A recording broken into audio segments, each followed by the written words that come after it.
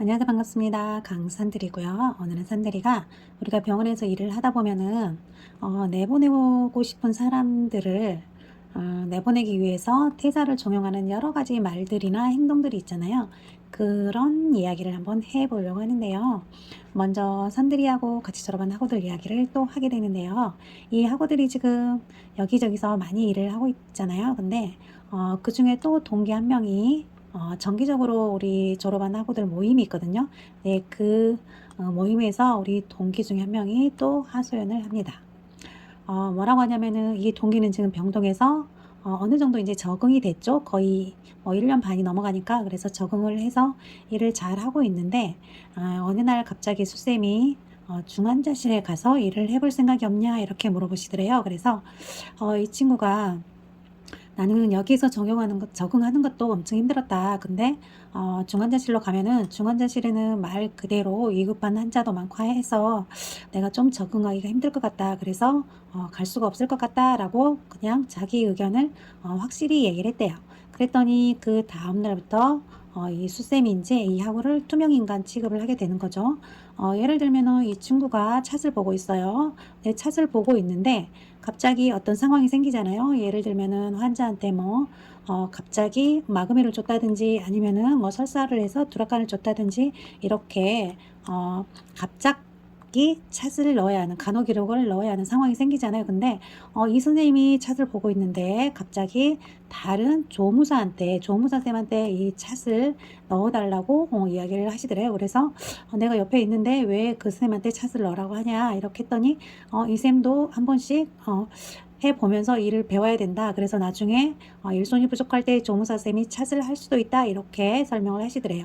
그리고 그 다음날 이제 그 쌤이 다음 달 스케줄표를 짜고 계시더래요. 근데 그 스케줄표를 딱 보니까는 조무사를 찻을 안 치고 그리고 이 우리 하고 있잖아요. 같이 졸업한 간호사를 액팅으로 근무표를 짜더래요.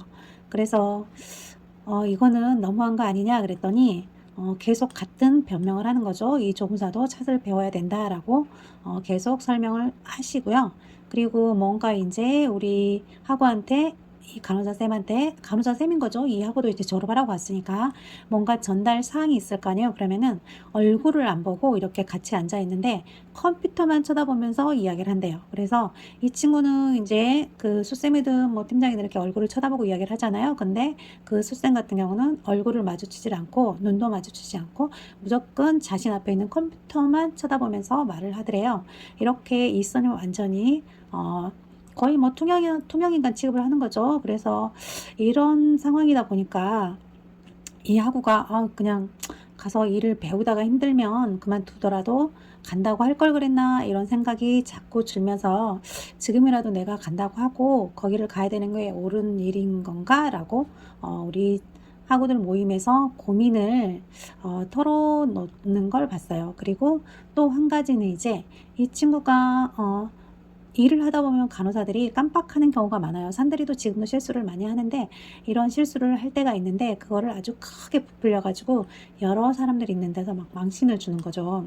어, 이런 거를 산들이는 이런 일을 잘 모르겠어요. 근데 이 학우가 지금 요양병원에서 일을 하고 있는데 가끔씩 환자분들 억제대를 해야 할 상황이 생기잖아요. 예를 들면 이분이 수액을 맞고 있는데 이분이 너무 조금 멘탈이 이리탑을 하셔가지고 이 수액을 뺀다든지 할 때는 이 억제대를 해야 되거든요. 그럴 때는 미리 닥터가 억제대 오다를 내려서 그 억제대 동의서를 환자라든지 아니면은 보호자한테 받아서 동의서를 받은 다음에 우리가 저장을 하고 그리고 나서 이제 억제대를 하게 되잖아요. 근데 이 학우도 똑같이 이렇게 억제대 동의서를 받았대요. 그래서 EMR에 있는 억제대가 있거든요. 그래서 EMR에서 동의서를 받고 거기다 저장을 했나 봐요. 근데 이 이수간호사가 그 억제대 동의서 받아놓은 걸 보고 이 동의서가 있으면은 수행한 행동을 2시간 간격으로 기록을 해야 되는 게 있는데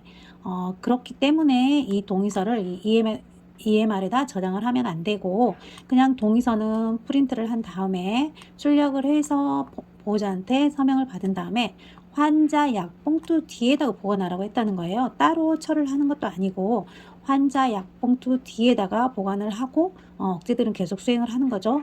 그리고 나서 나중에 이제 억제대가 끝나잖아요. 수액이 끝나면 예를 들면 억제대 적용이 끝나면은 그냥 이 서류를 버려버리는 거죠. 이 동의서를 이렇게 하라고 했다고 해요. 근데 산들이 생각은 이게 이해가 안 가는데 어쨌든 그 요양병원에서는 이런 식으로 한다고 하더라고요. 그래서 이 하고 생각에는 내가 일을 잘못한 것도 아니고 정석대로 일을 했는데 혹시 모를 병원에 불이익에 대비하기 위해서 이런 거를 남기지 말라는 게 이게 말이 되냐.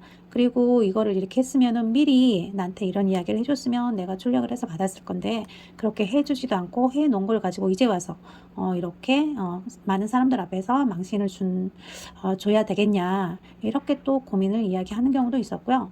또 이것도 산들이는 이해가 안 돼요. 진짜 일감 몰아주기인데 산들이 병원은 원무과가 퇴원을 하고 나면 거의 뭐 입원을 안 하죠. 왜냐면 우리 병원에서 입원을 하시다가 다른 병원에 잠깐 무슨 수술을 하러 가신 분들 계시잖아요. 그런 분들도 거의 원무과가 계시는 동안에 와서 하시게 되거든요. 근데 이 병원 같은 경우는 원무과가 다 퇴원을 하고 9시 넘어서도 환자가 입원을 한대요. 그래서 그날도 이 학우가 2부 근무를 하고 있는데 9시쯤이면은 우리가 9시 반에 인계를 하기 위해서 인계 준비를 하는 시간이거든요. 근데 그때 환자가 입원을 하셨대요. 그래서 이 친구가 일단은 입원 하신 환자분들 입원 수속을 조금 해야 되겠죠. 그래서 입원 수속을 하고 나서 이제 조금 또 야간자한테 인계를 해야 되니까 입원 수속을 다 하고 환자 인계를 하고 이러다 보니까 11시가 넘었대요. 그래서 이제 인계 준비도 하면서 또 입원 수속도 하다 보니까 시간이 좀 많이 걸렸나 보죠. 그래서 어쩔 수 없이 이제 늦은 시간까지 11시에 끝났으니까 그 시간까지 좀 병실을 왔다 갔다 했겠죠. 그러다 보니까 환자분들이 주무시는데 조금 입원해 계시는 환자분들이 주무시는데 조금 불편함이 있었겠죠. 그래서 그 다음날 이제 수쌤이 왔을 때 어떻게 그렇게 늦게까지 병실을 왔다 갔다 하냐 이렇게 컴플레인을 하셨나 봐요. 그러니까는 그 수쌤이 이 학우가 다음날 출근을 하니까 그런 컴플레인 들어오지 않게 행동을 해라. 그러면은 9시에 입원을 한 사람을 병실을 왔다 갔다 하지 않고 그럼 어떻게 입원을 받으라는 건지 그러면 환자를 스테이션에 모셔다 놓고 해야 되는 건지 불편한 환자를 이 학우는 좀 이해가 안 가는 거죠.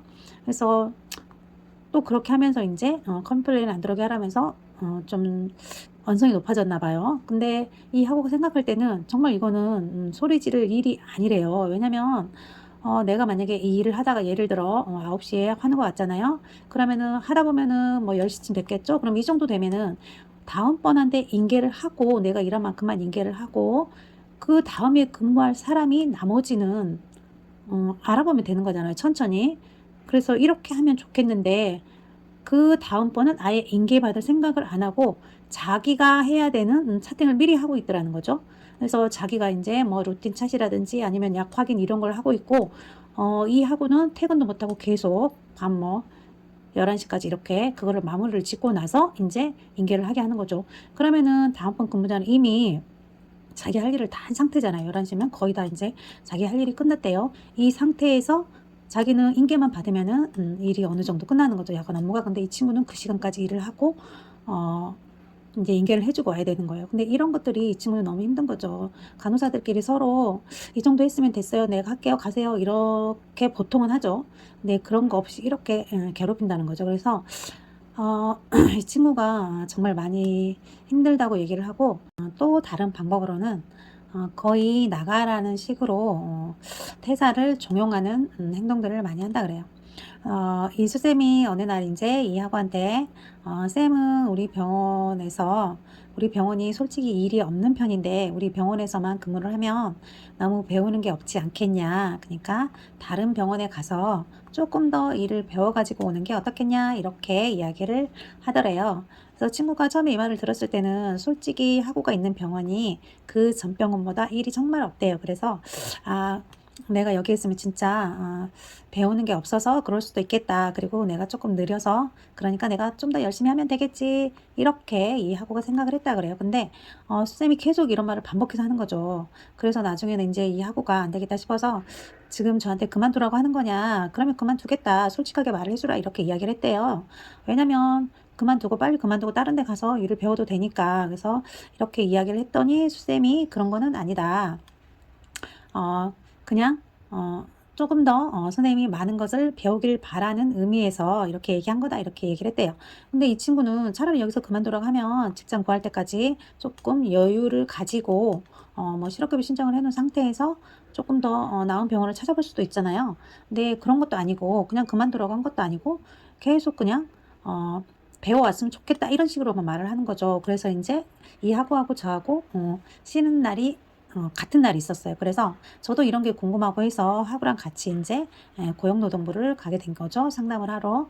그래서 그 상담사한테 가서 배정을 받고 상담을 받았는데 그 상담사님 말씀이 뭐 이렇게 다른 데 가서 배우고 왔으면 좋겠다 이런 것도 어떻게 보면은 사직을 종용하는 거잖아요. 그래서 그런 것도 그 상황을 그러니까 증명할 수 있는 그런 확실한 증거만 있으면은 공고사직으로 잡을 수도 있겠다라고 상담을 해 주셨어요. 이게 정답인지 아닌지는 모르겠지만은 이렇게 상담을 해 주셨고 그리고 나머지 행동들에 대해서도 직장 내 괴롭힘으로 신고를 할 수 있다라고 말씀을 해 주셨거든요. 그리고 나서 이제 이 친구가 지금 신고를 할 거냐라고 물어서 아니라고 했어요. 그랬더니 그분이 그러면은 일단은 본인이 여기에서 신고를 안 할 거면은 가서 조금 이게 이런 상황이 계속 지속이 되면은 조금 더 정확한 증거 수집을 하신 다음에 안 되겠다 싶으면은 다시 찾아오셔도 괜찮다라고 설명을 해 주셨어요.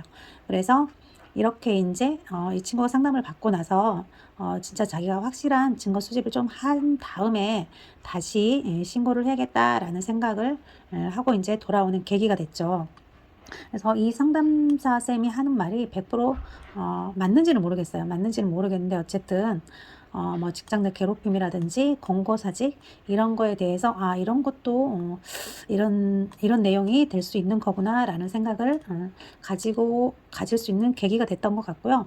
그리고 이제 이 친구는 가서 지금부터는 증거 수집을 위해서 조금 더 노력을 한다고 하더라고요. 그래서 확실하게 증거 수집을 해서 조금 더 정확하게 이길 수 있는 싸움을 해야겠다라는 생각을 했고 그 이유가 "그냥 그만두면 되는데 왜 굳이 이렇게 하냐." 그랬더니 이 수쌤이나 동조하는 간호사 쌤들이 자기들이 하는 행동이 얼마나 나쁜 행동인지를 모르고 있는 거잖아요. 그리고 또 자신들이 하는 행동이 법적으로 책임을 질 수 있다는 이런 생각 자체를 못하고 그런 행동을 하는 것 같대요. 그래서 그런 거에 대해서 그 사람들이 하는 행동이 나쁜 행동이고 또 내가 신고를 하면 누군가가 그 피해를 입고 신고를 하면 그에 대한 책임을 질 수 있다라는 걸 한번 알려주고 그만두고 싶다고 하는 거예요.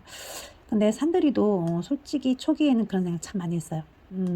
그래서 조금 뭐라고 하는 상황에 대해서 조금 뭐 예를 들면 통화를 한다든가 이런 거를 자동으로 물론 녹음이 되지만 그거를 다시 들어보기도 했었거든요. 그래서 이런 걸 진짜 좀 지우지 않고 그 음성 파일을 지우지 않고 놔뒀던 기억도 있어요. 우리가 통화를 하면 자동 녹음이 되면 그걸 지우게 되잖아요. 용량을 차지하니까. 근데 그걸 지우지 않고 조금 보관을 하는 그런 시기도 있었어요, 처음에. 근데 이 친구는 아직도 졸업하고 지금 2년이나 지났는데 아직도 이런 생각을 하고 있더라고요. 그래서 사람들이 생각할 때는 이 간호사의 길이 진짜 진짜 멀고 험하구나 이런 생각을 다시 한번 해보는 계기가 됐고 병원 측에서는 이 간호사를 내보내고 싶잖아요. 그러면은 그냥 이렇게 괴롭혀서 내보내지 말고 그냥 솔직하게 당당하게 나가라고 했으면 좋겠어요. 그리고 뭐 실업급여가 필요하면 좀 해주면 되는 거죠. 그죠?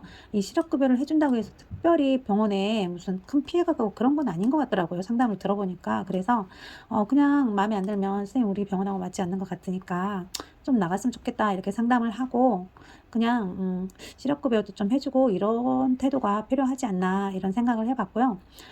역시나 오늘도 몸고생, 마음고생 많이 하고 계시는 우리 만학도 간호사 쌤들이 부디 빨리빨리 병원 생활에 적응을 하셔서 이런 사연들을 좀 안 올렸으면 좋겠어요. 산들이는 지금은 너무 편안하게 잘 다니고 있는데 산들이처럼 다른 선생님들도 빨리빨리 이 몸고생, 마음고생에서 벗어나셔서 좋은 사연들을 좀 올릴 수 있게 해주셨으면 좋겠습니다. 역시나 오늘도 산들이 영상 끝까지 시청해 주셔서 너무너무 감사드리고요. 산들이는 다음 영상에서 다시 뵐게요. 감사합니다.